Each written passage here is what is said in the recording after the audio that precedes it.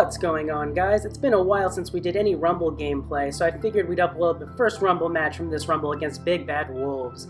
And this actually might be the very last Rumble that I make a video for. I honestly don't know if I will still be playing come next Rumble, or if I'll even have the time to make the video. In case you have no idea what I'm talking about, if you missed my last video, I will be retiring from the game relatively soon within the near future, probably within the next month. If you haven't seen that video, definitely check it out for the full details. Link will be up on screen and in the video description.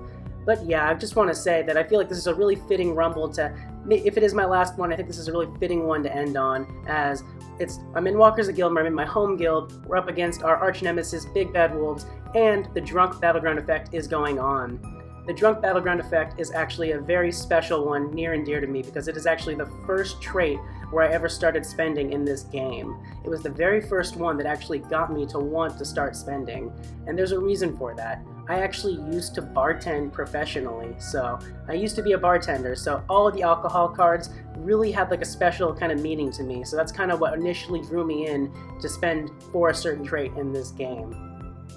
And I gotta say, I don't bartend as much anymore. It was mostly private parties, but I still remember a lot of the drink recipes to this day. I have a full liquor cabinet at my apartment right now with a bunch of booze that honestly is just sitting there for when I entertain guests. I don't drink too much myself, but I do have some favorites. Probably my go-to drink, if you guys are curious, I definitely like a White Russian. So it's kind of a classic. Let me know what your guys' favorite drinks are down in the comment section below. I'm curious to know. One thing I do have to say though about being someone who actually used to bartend and knows how to make good drinks, I constantly judge the shit out of other bartenders whenever I go out and order a drink. I always like to test people out. I used to just test them out by trying to order a drink called a highball, which is a very simple drink. All it is whiskey and ginger ale. That's it. Nothing special really about it. But I no longer use this as my test drink, because what I started to notice is when I would order a highball, a lot of bartenders would have no idea what the hell I was talking about, and I would have to explain to them how to make this simple, iconic drink. So now, my standard go-to drink to test a bartender is a whiskey sour.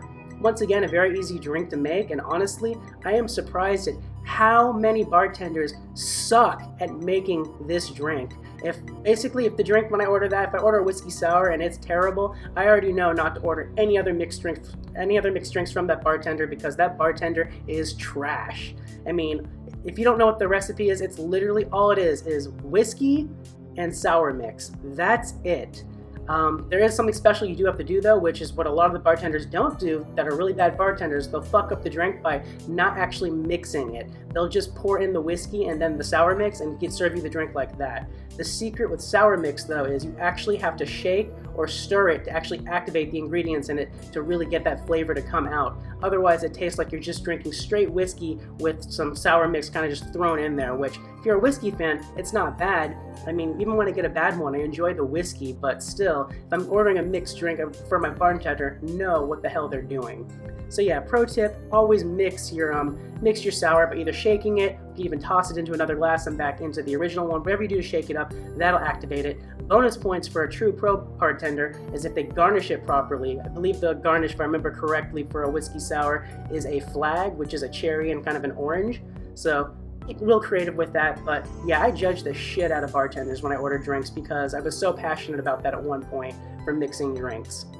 Anyways, I digress. That's originally how I got into spending on this game for the trait, and it kind of just snowballed from there, because any of you that ever spent any money on this game, or any money that's like a significant amount, know that slippery slope this game can have, where if you start spending, you'll continue to spend.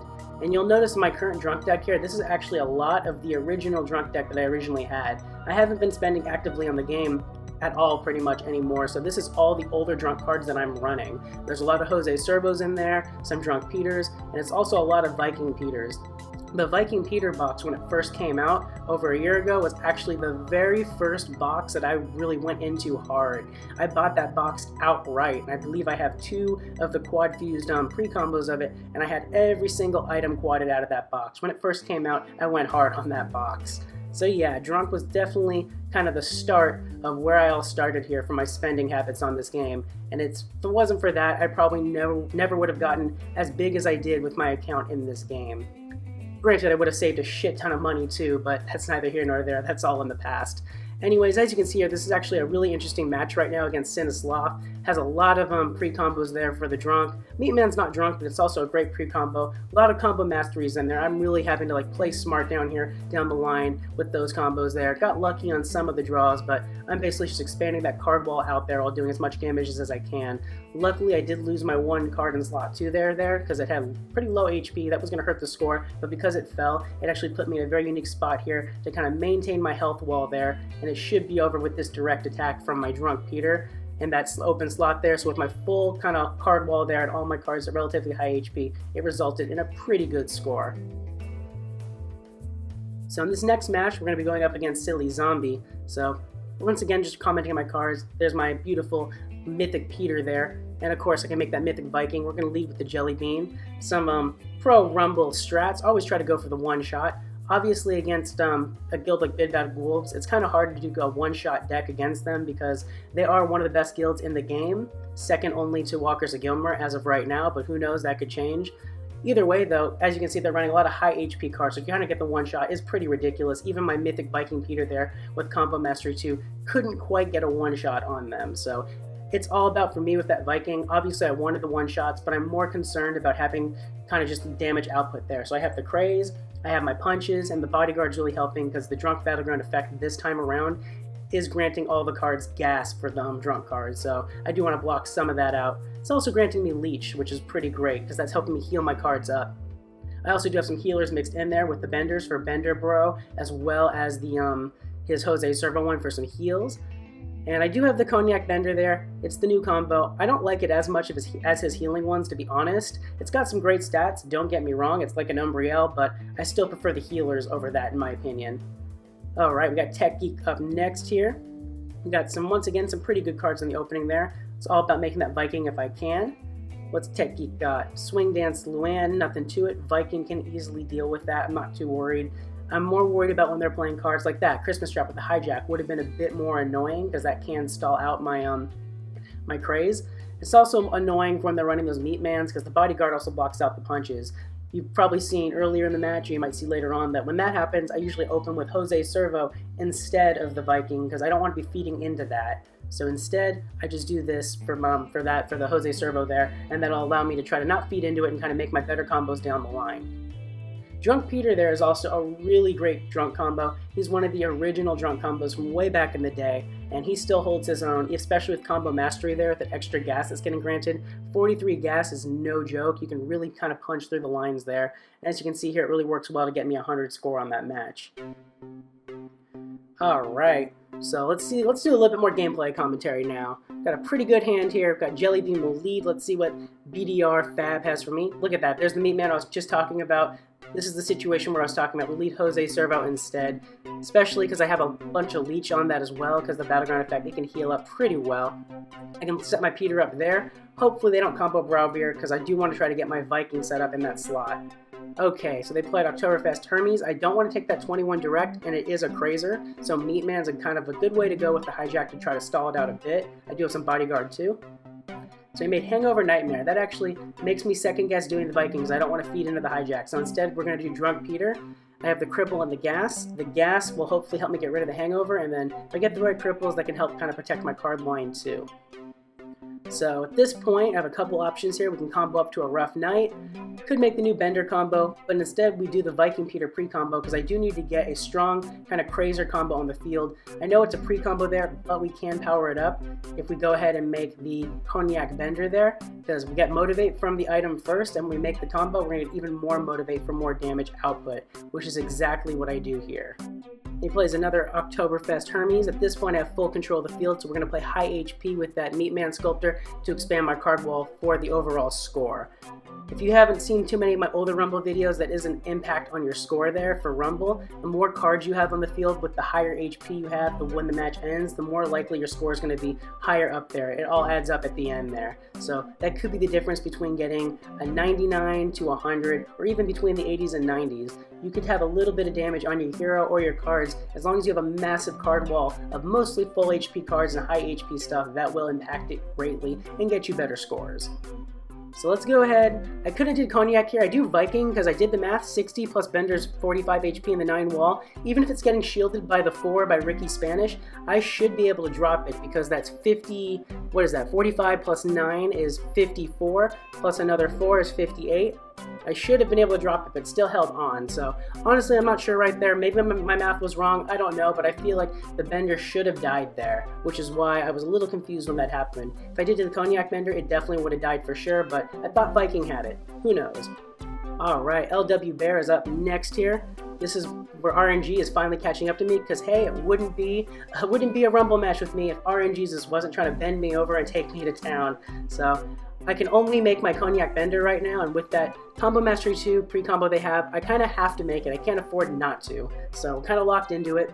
Still nothing to make right now, unfortunately, so I do have to play out some more pre-combos. Unfortunately, they play the Cognac Bender, which powered up their Oktoberfest Hermes. I'm taking a lot of damage. Still not drawing any other kind of characters because Parting the Beer Tank does not work well with Bender in my opinion for this deck. And now I finally drew the Peter, but it's too little, too late. Like, he's already crazed way too much on me. I've taken way too much damage. This is more or less probably going to be a loss. So we play Meat Man as it's the only thing that can survive the hit. Just kidding, they comboed, hit me with a punch. It's over there. At this point, it's my loss. I want to maximize that loss score though, so I can try to protect the slot 2 and 3 there by playing a low HP card in slot 1 and just letting him get the win in slot 1 there, so I maintain 2 cards on the field. So we're going to go ahead and play Bender as he is my kind of lowest HP one there. I know he has 30 wall, but the Hermes has that jab, so the wall means nothing. Next up in the last match here is Machine Gun Kenny. Let's see if we can come back from that loss. Once again, still looking iffy though on that draw. RNG's is coming at me hard. We'll lead with that Mythic Leela and hopefully get a better item. Nope.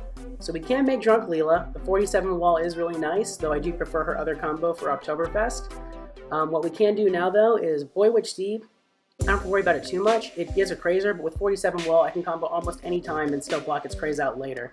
I would rather do Mountain Climber Peter, just to have a card in slot 2 there for the next turn. I get some kind of bodyguard in there as well, and the shields. Now we can make Drunk Leela. We'll be causing damage to Boy Witch, and it's going to drop within this next turn. And since they have that Jose Servo pre-combo, the bodyguard really came and helped there to block some of those punches. I do need to get a strong combo out here now though, so we're going to go ahead and make Viking Peter because he is the killer titan of this deck. Alright, we drew a pre-combo, but at this point I got pretty good control of the field. We could do a pre-combo or we could try to go for a healer.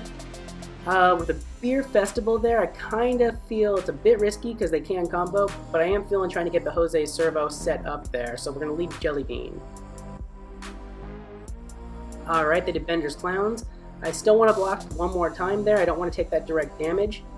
They do Meat Man, or we do Viking. It has enough attack to break through its walls there, and we can get our leeches. So since it's a drunk card, let's go ahead and do that. My Jelly Bean should live, so we're fine. And they comboed Mary Bryan, leaving an open slot with Viking Peter there with 55 attack to their 54 HP. That backfired horrendously. I'm boned because it's over right here. I can't combo to get those heals now. Highest HP to try to expand, but RNG's is fucking me to the very end. And anyways, that's going to do it for all 10 of the Rumble hits here. As you can see, the score is very close. When I ended my matches here, we were within striking distance of each other. But as you can see here at the end, we pulled through and we got that victory. Anyways, thank you guys so much for watching. I hope you enjoyed the Rumble match. If you did, please be sure to click that like button. And if you're new to the channel or haven't already, be sure to subscribe. Like I said, I am going to be retiring from Animation Throwdown soon, but I'll still be making other gaming videos in the future once that stops. So stay tuned for some more awesome fun content coming your way. Thanks again, guys. Till next week.